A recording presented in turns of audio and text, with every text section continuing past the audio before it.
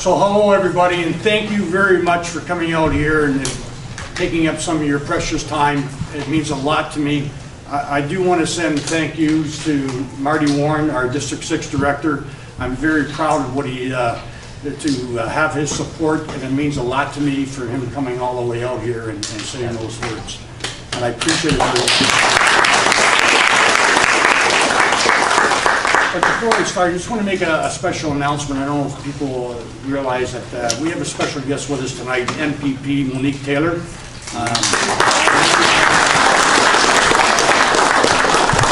And we have another person I would like to announce that I know he'll be running downtown pretty soon, Matthew Green, our former city councilor.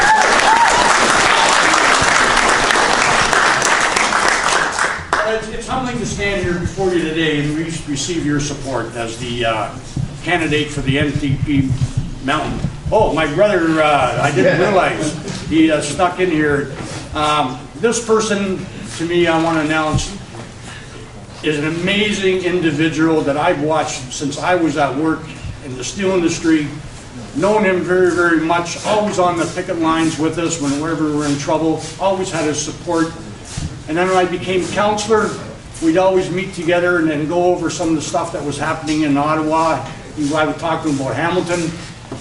And when I became up in Ottawa, he became a mentor to me because we were so close, and he was giving me some help and guidelines. And sometimes when I would get frustrated, I would go to this person and say, you know, have you ever experienced this? And we would talk it out. But I can't say enough of this person, Dave Christopherson, Hamilton.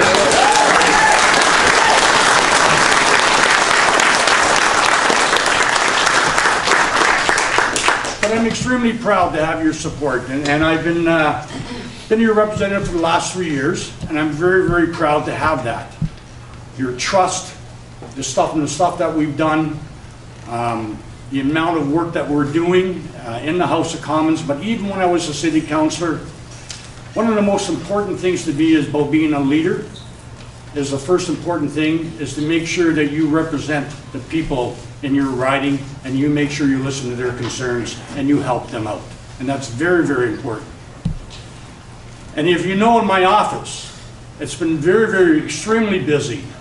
And that's because I have the skilled help and amazing people that I have working underneath me or below me. You can say anything you want with me.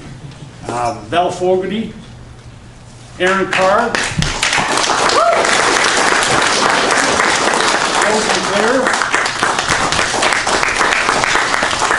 and my right-hand person up in Ottawa, my parliamentary assistant, Chris Mockley.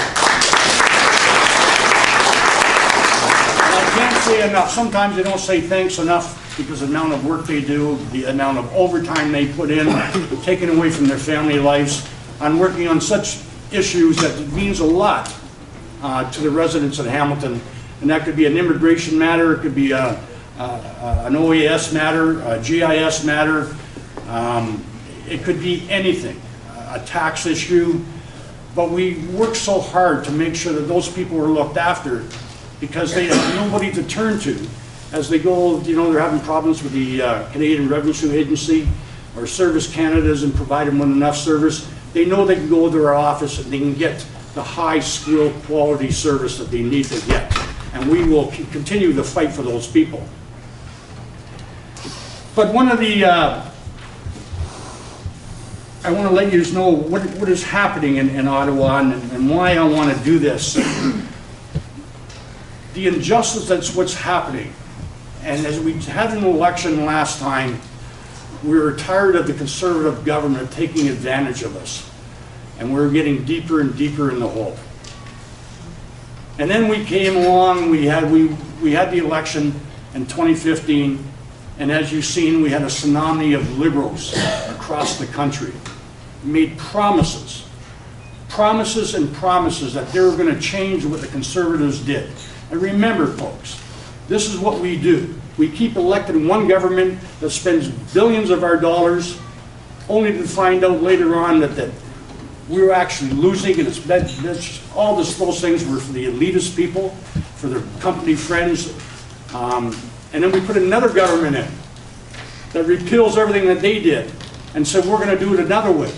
And I'll tell you how disappointing this government has done with us. The promises they made, and I'll start with housing. We knew we have a serious problem, not only in the city of Hamilton, but across Canada. We have a serious housing problem, affordable housing. We have people living on the streets. We got people that are getting robbed of their pensions and then they have to lose their home and they're out there. Well, this government said it was an emergency and everybody had a right to a home. Well, guess what they did? In 3 years, they finally come out and they got a national housing strategy, working with the provinces and working with the communities, and I think that was wonderful. I thought it was great. We got a plan. Then I found out what the plan was. The plan was they're going to give you, and they reported it, $40 billion. That's what they're going to do for a national housing strategy. Good stuff. But guess when it happens? It happens the next election. A certain amount of money went out to 2015 to 2019. Very, very low, a small sum of money to get it going. The rest of the billions of dollars is going to happen in the following 8 years. Can you imagine? 2 more elections, and it's all backloaded. So all that money is going to happen at the end, if they're in power. We don't know what's going to happen if they're not in power. If the NDP was in power, we know we would start right away. However, they keep repeating it, what the national housing strategy is, and meanwhile we have people laying in ditches, homeless women, we got homeless men, we got children living out there in little foster care places, and this is not acceptable in Canada. So if they're serious, they would have done something now, not in 2 elections from now. And that was the start. We have a problem with our Indigenous people. They were promised. They sued the government because of the amount of water that we contaminated from big industry. The children cannot drink fresh water. They got to bathe in contaminated water. They get sickness. And what does the government do? We're going to help you. They promise they're going to help them. Again, they come up with millions and millions of dollars to help them out. But they're fighting them in court. And again, they said, we're going to give you fresh water. In another 4 years, how can you ask a child to drink contaminated water? It's just not right. And I remember at the House of Commons when they announced it, and I yelled over to Justin Trudeau, I said, get your children to drink it. Because I know I wouldn't let that happen to mine. So it's another promise that he was going to do after the next election. When it come down to the pensions, I remember Prime Minister Duvall walking in here in Hamilton. He knew that Stelco was in bad shape. We knew we were in the CCAA in the bankruptcy protection. And it was the biggest thing in Hamilton. 20,000 people could have had a chance to lose a portion of their pension. They lost their benefits, but the election came in because the Conservatives wouldn't do nothing on it. And before I was an MP, I used to lobby up in Ottawa as a steelworker, year after year, to get this bankruptcy law changed, with a lot of other steelworkers. And I want to make a special announcement that even now that we were doing, and I'll get into that, but Dennis Van Meer, Jim McCall,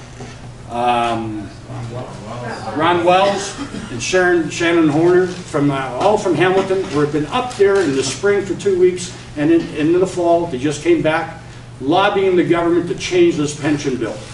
You're here.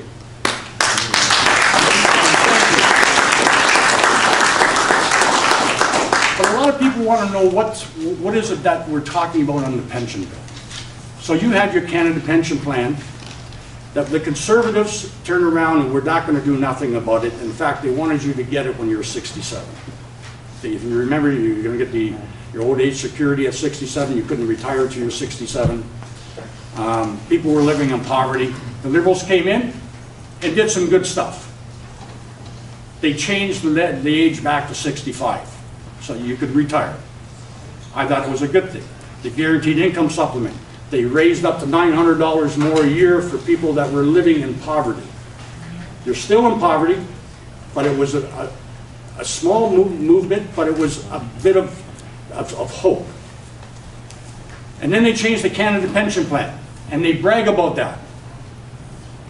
But the problem is, it doesn't help today's pensioners. It happens to do for our children and our grandchildren in 50 years from now, if you get the maximum pension. But what it was your private pension plan for people that had a defined benefit plan, that worked at Stelco. They could work at Wabash Mines, they worked at Sears. Companies were claiming bankruptcy. And when you go into bankruptcy protection, the judge can turn around and eliminate anything they want. They give them a wide range of discretion of what he can do to bring that company back on its feet. And the company goes in and says, Judge, I can't afford to pay the pensioners anymore on their medical benefits. I gotta take those payments away. You gotta help me out until I get back on my feet. Judge says, okay, they're gone. And he said, Judge, we got another problem.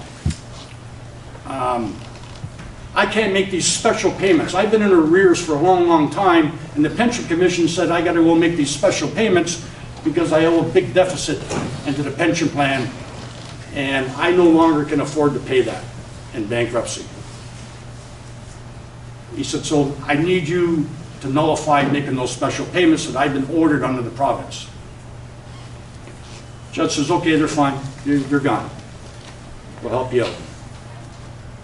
But Judge, one more thing before I go. I need $20 million so I can give my executives bonus money to keep them there to make sure they don't walk away from us. Judge says, okay. And why does the judge say that? It's not because he's a bad judge, because the law allows it. That's how much discretion the judge has. Our bankruptcy laws are inadequate, they're old, and they were hardly ever used. But now, since we've had foreign ownership come in, what they're doing is they're taking some of our businesses, taking the value products, and they're taking it away and back to their homeland, and then saying, I'm going to shut down the company because we're bankrupt. This is a real thorn in my side, that when I knock on the doors, and as a steel worker, what I see, the widowers crying, saying, how can this happen to me? My husband worked hard. You're stealing his pension. And I understand their grief in this, but I know they're not attacking me personally because I want to help them. And you've got to explain it to them that this is wrong. I agree. And we need to change it. The Liberals came in and they said they were going to change it. Justin Trudeau wasn't the Prime Minister then, but he came in 3 times into Hamilton and he said he was going to change those laws. Our Liberal MPs agreed with him. They said they were going to use every tool in the toolbox. Well, ladies and gentlemen, I can tell you I'm the pension critic for the NDP party. And I've sat there for 3 years. And not once have I heard a Liberal MP, even from the Hamilton area, get up and talk about pension theft. They're scared. They don't know what to do. They've been told to shut up. And I bring it up to them, and I keep hammering them. And then we have a minister, a seniors, that was done. I congratulated her from Hamilton. I think that was great. Her mandate was to protect the pensions. Nothing. So I've gone across Canada, and I've gone to many town halls and talked to people about the necessary to change this law because of what happened to certain individuals. It should never happen to anybody because that's our money. That's deferred wages. And nobody as a bank or anybody has a right to touch my money that I invested into because they couldn't pay off a debt. Hear, hear. Hear, hear.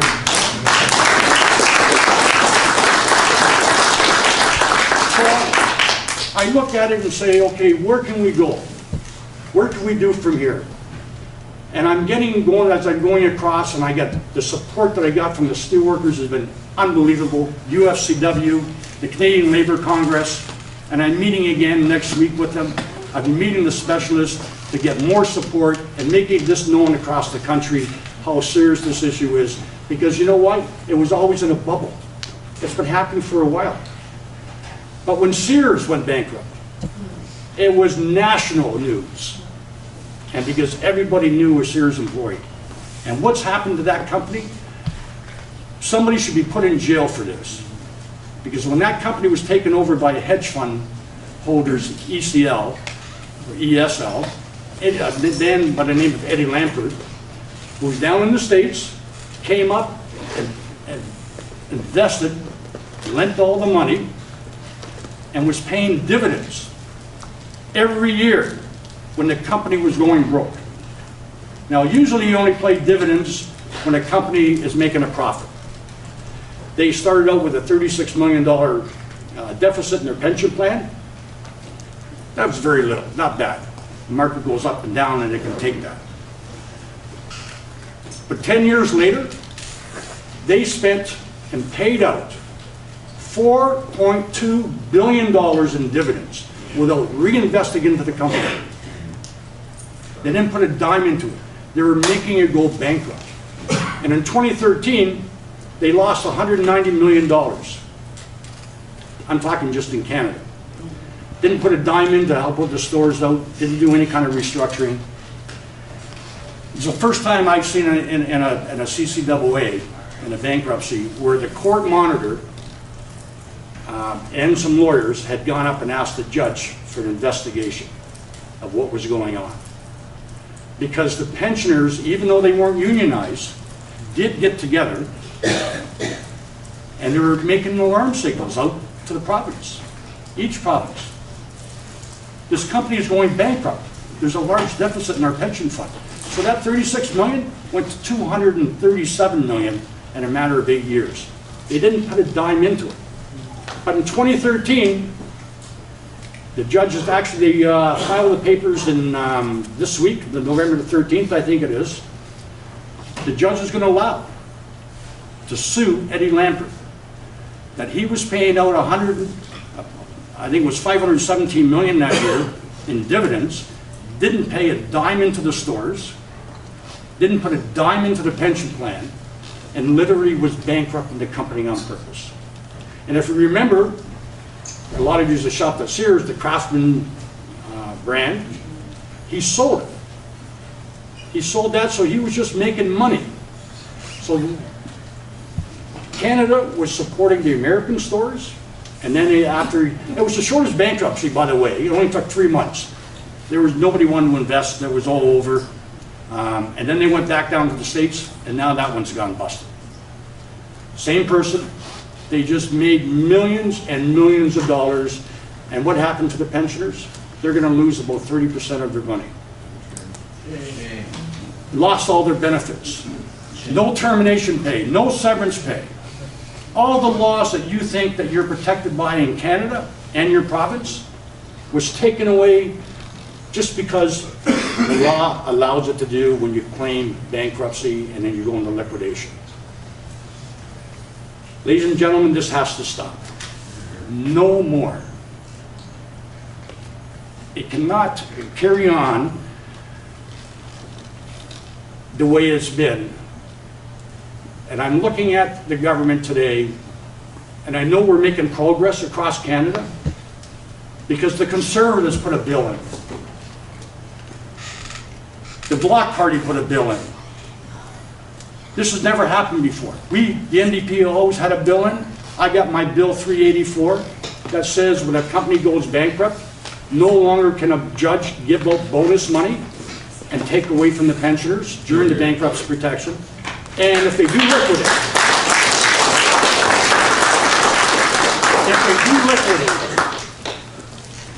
right now all the money is paid out. It goes to, there's a pecking order, and they're called secured creditors. Pensioners on any kind of a liability is called an unsecured creditor. So we fight for the pennies.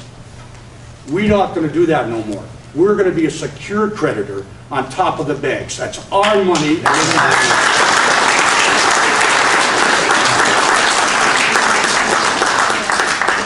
But what's most important is, all I wanted to explain to you is that when I told you the block, and now the Conservatives also put a bill in with me, I had an interesting conversation with a senator.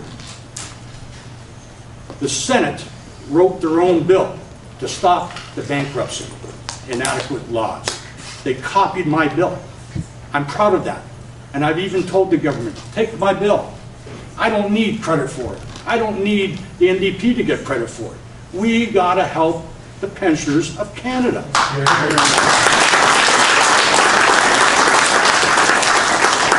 It's amazing. It's amazing that the Liberal government, the people that came into this city promising that he was going to fix it, is the only party that doesn't have a bill in, okay, to protect it or to change it.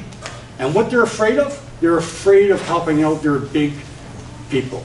And it was a good thing, and I want to make sure I say this right, is the seniors minister, when she's answering me, because she doesn't do a very good job at all. She doesn't even know what to say. She is stuck. And I know I'm getting under her skin, and I'm not putting her down, but that's my job as the NDP critic. What's your name? It's Philomena Tassanet. See you Saturday night, didn't we? But when I asked the questions to her, this is her answer. We're going to take and do this right. But if you sit there and on your hands, if you're not doing anything, what is doing anything right? But she announced that unintended consequences. They want to make sure that when they do this, there's no unintended consequences. What does that mean? Well, that means they're afraid of big corporations are going to lose some money that wasn't theirs to begin with. It's ours. So that's what she means. So what does intended consequences mean? That means that they are endorsing for you to lose some of your pensions when a company goes into bankruptcy protection. That's not what they ran on. And there's a whole pile of other things that they promised you they were going to do. And everything's after the next election. Because they're going to come in, and I guarantee you this is what's happening, because I stood up at night time and saying, why won't they take this pension bill? They can look like heroes. They could. But they're going to take all the stuff that they promised you last time, and they're going to run on it the next time. And it's an old saying, fool me once, shame on you. You fool me twice, shame on me. And they're going to run on this, and they're going to turn around and they're going to say, if you don't vote for me, the Conservatives are going to come in over here, or the NDP, and they're going to take this stuff away. But you got nothing to begin with. And that's the